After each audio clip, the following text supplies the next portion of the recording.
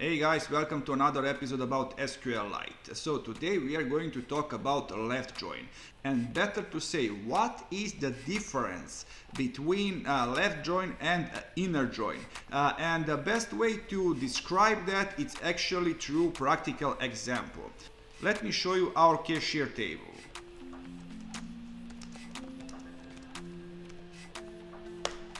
If we run this code, you see we have 9 cashiers, and let me show you our transaction table. You see we have these 6 transactions.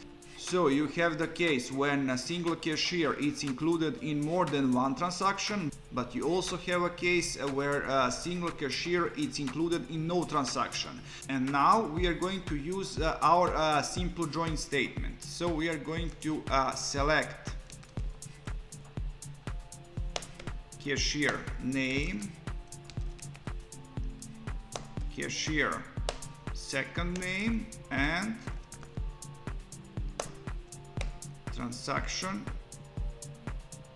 cashier ID, and don't forget to wrap this transaction from transaction and cashier table. And now condition where transaction cashier ID equals cashier ID. If we run this code, so you see we have our cashier ID and cashier name and cashier second name per every single transaction. But what is with those cashiers that are not included in any transaction? Well, those records are eliminated. And if instead of this simple joining statement you are going to use inner join, you are going to get exactly the same result. Let me show you how that works. So here we have inner join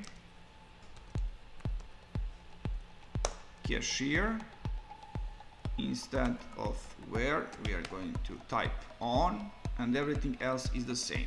And if we run this code, you see we have the same result. If instead of inner join we use left join, but for this case we have to change places. I'm going to explain why.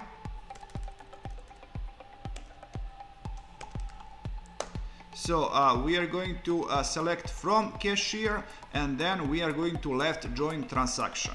And if I run this code, and as you see we have every single record, and in the case where there is no cashier ID from our transaction table connected to a particular cashier, we are going to get result null.